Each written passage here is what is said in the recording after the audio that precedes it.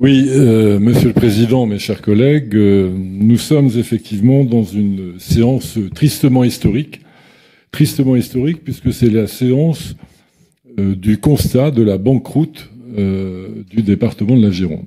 Donc c'est pas une mince affaire, ça ne s'est jamais produit, et donc c'est une séance véritablement historique de ce point de vue.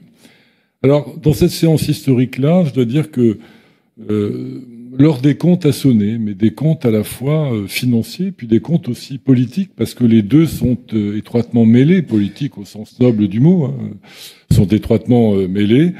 Et évidemment, l'histoire de cette banqueroute que nous constatons aujourd'hui ne commence pas aujourd'hui, mais prend ses racines il y a déjà plusieurs années. Alors, avant de rentrer peut-être un peu dans les chiffres, ou de reprendre les chiffres comme vous les avez présentés, Madame la Vice-présidente, je crois qu'il est important de retracer l'évolution de cette démarche qui nous conduit là où nous en sommes aujourd'hui. D'abord, ça commence par un manque de lucidité qui commence dès la fin 2022, au moment de l'élaboration du budget primitif 2023, puisque dès ce moment-là, il y a véritablement un défaut de lucidité qu'on peut constater, c'est celui que vous avez par rapport au DMTO, où vous commencez la surestimation des DMTO, alors que la crise du bâtiment, la crise de l'immobilier est déjà lancée depuis de très nombreux mois et que personne n'imagine que ça va se résoudre en quelques semaines ou quelques mois.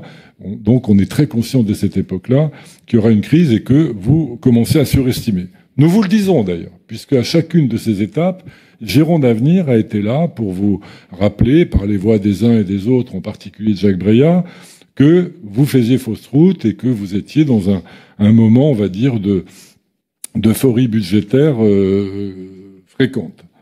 Alors, ces DMTO qui s'établissent en 2023, puis après en 2024, sur des bases fantaisistes, eh bien, elles produisent ce qu'elles doivent produire, c'est-à-dire des déséquilibres, des surestimations de recettes, et c'est le début de l'histoire. Mais ce début de l'histoire, très vite, on passe dans une autre étape. L'autre étape, c'est l'insincérité budgétaire.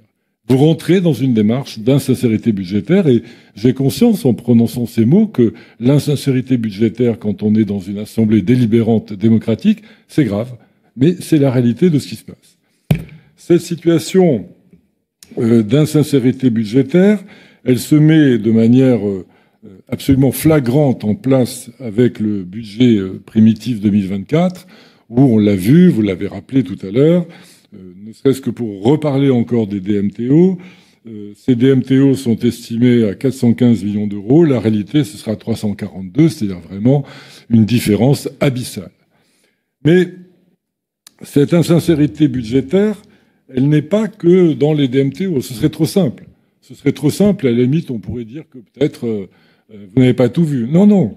Elle est beaucoup plus importante que ça. Vous avez la volonté, dès cette époque, de mettre la poussière. D'ailleurs, c'est pas la poussière, c'est de mettre les gravats sous le tapis.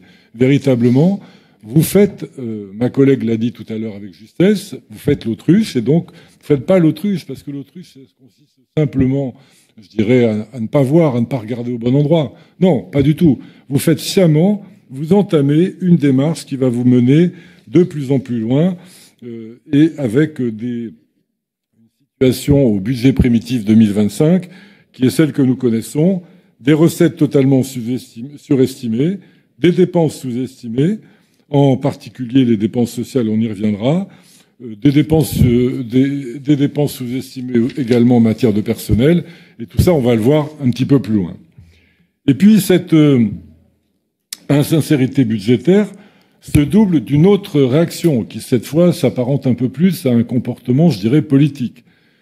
Ce comportement politique, c'est que l'exécutif devient une sorte de bunker opaque, une sorte de bunker opaque qui est enfermé dans sa tour d'ivoire et qui organise la défense contre les assauts de la réalité et de la sincérité budgétaire.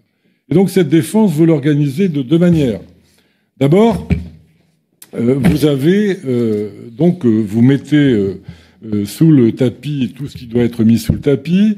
Vous restez sourd à nos propositions. Je rappelle que dès cette époque, et nous l'avons réitéré régulièrement, nous vous avons proposé de faire le point sur le poids budgétaire des dépenses hors dépenses obligatoires, ce que vous appelez les dépenses volontaristes, qui pèsent très lourd dans l'affaire, mais que vous êtes toujours refusé à estimer, parce que vous savez bien où ça allait amener, et que vous ne vouliez pas mettre en cause votre propre politique et, souvent d'ailleurs des effets d'affichage auxquels vous teniez.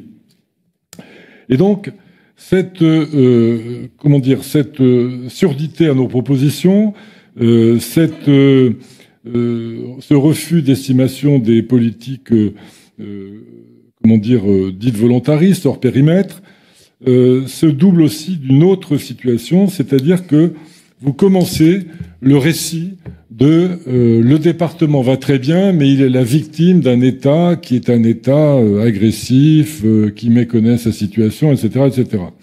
Et vous arrivez même à abuser de nombreux élus locaux de Gironde en organisant à une ou deux reprises des manifestations d'ampleur qui vous servent à mettre en scène ce que vous prétendez être la réalité, c'est-à-dire les problèmes du département sont le fruit exclusif des politiques nationales. Et ça va être votre ligne de défense permanente, votre ligne même pas de défense d'ailleurs, c'est cette histoire du bunker opaque. Voilà, un bunker opaque complètement cramponné à cette lecture d'une réalité qui est une réalité fantasmée. Et donc, on le verra d'ailleurs encore avec les réponses notamment de vous, Madame la vice-présidente, quand en mars 25 à la présentation du PPE, vous nous dites oui, il y a quelques je résume, ce ne sont pas vos mots exactement, mais oui, il y a quelques problèmes. Mais enfin, globalement, le département n'est pas dans une situation catastrophique. Alors, chaque situation catastrophique, je crois même que c'est ce que vous avez dit. Non, il n'y a pas de situation catastrophique. Et donc, on voit où on en est aujourd'hui. Et aujourd'hui, il y a une question encore plus grave qui se pose. Il y a une question plus grave qui se pose, c'est celle de savoir s'il y a encore un pilote dans l'avion.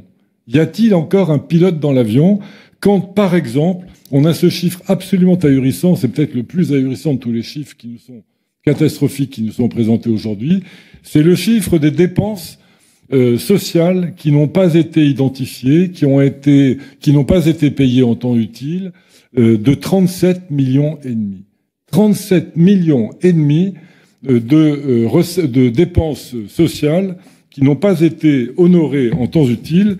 Et alors, en fait, ce que vous nous dites, c'est, oui, on les avait pas vus, on ne sait pas, ça ne nous est pas remonté, les services. D'ailleurs, à propos du pilote dans l'avion, on a commencé à voir le départ de hauts fonctionnaires du département avec des difficultés à les remplacer. Tout ça n'est pas anodin et participe du même mouvement, c'est-à-dire un mouvement de panique relative, parce que vous, petit à petit, vous prenez conscience de l'immensité des problèmes qui sont ceux du département. Et donc, ces 37,5 millions, je veux dire qu'il n'y a que deux solutions. Au mieux, c'est de la cavalerie. Je pense que c'est l'hypothèse prioritaire. C'est de la cavalerie que vous avez organisée et qui a fini peut-être par aller à un niveau supérieur à ce que vous attendiez, mais en tout cas, c'est de la cavalerie. C'est de la cavalerie pour masquer la réalité, l'ampleur des problèmes du département. Alors, il y a aussi une autre hypothèse, c'est que, au pire, c'est de l'incompétence absolue. Je crois que il y a un bon équilibre à trouver entre les deux. C'est de la cavalerie et c'est de l'incompétence. Parce que, à ce niveau-là, on ne peut pas dire autrement, pardon d'utiliser des mots un peu sévères, mais comment voulez-vous qu'on n'utilise pas aujourd'hui des mots sévères? Donc, nous en sommes ici, nous en sommes arrivés là, avec aujourd'hui un budget supplémentaire qui véritablement doit faire les 12 travaux d'Hercule. Et évidemment, c'est impossible. Il doit corriger les déséquilibres de 2024. Il doit rattraper ces 35 millions d'aides sociales qui nous sont avouées aujourd'hui. Je veux dire que le fait que la Cour des comptes commence à rôder autour de tout ça doit aider à la sincérité qu'on observe aujourd'hui dans les chiffres, un peu tardivement d'ailleurs. La question des solidarités où les dépenses progressent, et puis en même temps une masse salariale dont on a vu qu'elle n'était pas maîtrisée. Donc finalement, si on regarde bien, le manque de lucidité il est avéré. L'insincérité budgétaire, elle est avérée. L'exécutif bunkerisé, qui est complètement dans le déni, il est avéré. L'exécutif totalement dépassé, il est avéré, nous venons de le voir. Et on arrive aujourd'hui à ce qu'on ne peut appeler que par un seul mot, c'est un naufrage. C'est le naufrage du département de la Gironde, tout au moins tel qu'il est conduit aujourd'hui par l'exécutif. Ce naufrage, il est grave et il se traduit par des faits qui sont tout à fait inquiétants. Une dette qui est une dette hors de contrôle. Je vous rappelle que le chiffre auquel on est, on oscille entre 23 et 26 pour la capacité de désendettement. C'est quand même un chiffre ahurissant. Je ne vous cite même pas les chiffres d'alerte qui sont autour de 10. Nous, on est au-delà de 20, mais voilà. On a aussi la question de l'épargne brute. Ça, c'est véritablement complètement inquiétant. On est arrivé à une épargne brute négative. On est incapable de dégager un sou d'autofinancement. Ça veut même dire que ne pas dégager un sou d'autofinancement, ça veut dire qu'on est obligé d'emprunter pour rembourser la dette. Donc c'est le début de la spirale infernale. On emprunte pour rembourser la dette, pour payer les intérêts de la dette. C'est grave, le capital de la dette.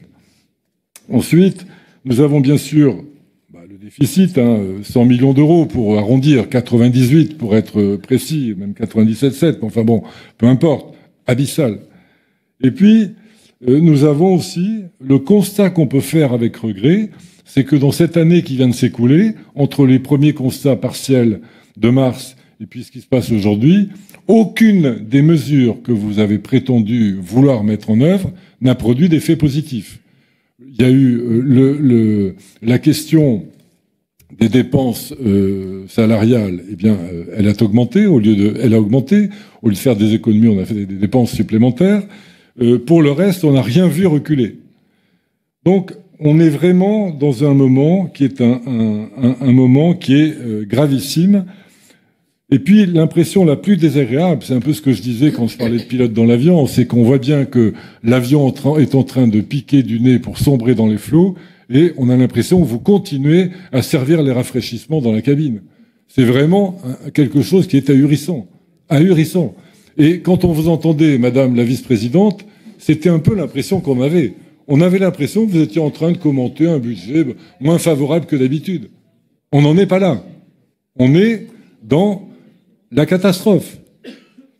Et donc, on le sait bien, pendant toutes les catastrophes, la musique continue, c'est l'histoire du Titanic, mais c'est grave qu'on soit enclin à le voir ici, au département de la Gironde. Donc, on sait bien ce qu'il faut faire. On sait qu'il va falloir revenir dans la prudence de manière générale et constante vis-à-vis des DMTO, qui sont une recette, par définition, relativement aléatoire et conjoncturelle. Donc, aujourd'hui, il y a le chiffre que vous nous annoncez comme étant sûr et certain, tant mieux. On verra demain ce qu'il en est, mais pour demain, il va falloir être d'une prudence de sioux par rapport à ça. Deuxièmement, la question de l'aide sociale à l'enfance. Alors, le moins qu'on puisse dire, pour employer un euphémisme, c'est qu'il va falloir stabiliser. On comprend bien ce que ça veut dire. Stabiliser la question de l'aide sociale à l'enfance. On ne peut pas continuer comme on l'a fait depuis maintenant plusieurs années, dans ce qu'on peut hésiter à être entre la gabegie, la non-gestion, subir, bref. Il faut absolument stabiliser ça. Il va également falloir rebaser la masse salariale. Il va falloir, revenir aux réalités de la masse salariale.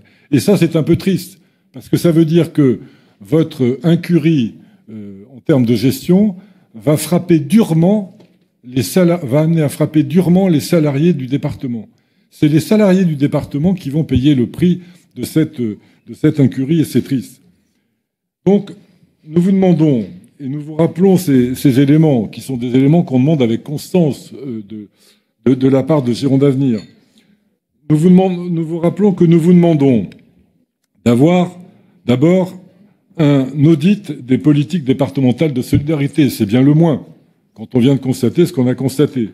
Nous vous demandons également d'avoir le point sur la réalité des dépenses de communication des années 23 et 24, ce que vous êtes toujours refusé à faire. Nous vous demandons une commission d'évaluation intergroupe. Nous sommes prêts à prendre, nous aussi, part à l'examen, à l'observation, au diagnostic de ce qui peut être fait pour améliorer la situation. Nous vous demandons également depuis longtemps un audit des structures satellites du département, qui consomment pas mal d'argent et sur lesquelles on a une visibilité assez modérée. Et enfin, nous vous demandons de faire un recensement relativement précis de ce qui se passe sur le terrain, des valorisations qu'on peut avoir sur le terrain et des engagements qu'on a sur le terrain pour commencer à envisager l'avenir. Donc cette crise, elle est structurelle. On l'a dit, on ne va pas y revenir, le département prend l'eau de toutes parts. Mais, in fine, la question qui finit par se poser, c'est une question centrale, c'est peut-on encore faire confiance à l'exécutif ? Peut-on faire confiance à l'exécutif alors que depuis 4 ans, successivement, nous vous avons demandé un certain nombre de modifications que vous avez toujours rejetées, vous n'êtes jamais sorti de votre discours et de vos certitudes. On voit où ça nous mène aujourd'hui. Peut-on faire confiance à l'exécutif quand on voit la réponse qui est apportée par l'État ? La réalité aujourd'hui, c'est l'État qui apporte une réponse très claire. Elle est non. On ne peut pas faire confiance à l'exécutif et vous rentrez aujourd'hui dans une tutelle implicite de l'État qui deviendra un de ces jours explicites, mais qui pour l'instant est implicite pour ménager les apparences. L'État vous fait des manières, mais ça ne va pas durer longtemps parce que vous ne pourrez pas tenir les engagements que va vous demander l'État. Et ça va se vérifier dans les mois qui viennent. Et enfin, donc cette tutelle explicite ou implicite de l'État, elle se double parce que les Girondins doivent ressentir, c'est-à-dire un sentiment de trahison. Un sentiment de trahison, parce que c'est pas une année qui a été complexe. C'est une série de 2 ou 3 années où vous n'avez jamais appuyé sur le frein, fait tourner le volant. Vous avez continué à conduire en klaxonnant. Et la situation aujourd'hui, cette situation de gabegie, elle est gravement payée par les Girondins et par les salariés du département. Et évidemment, vous concevez bien que, encore moins que d'habitude, nous ne pourrons voter ce budget supplémentaire.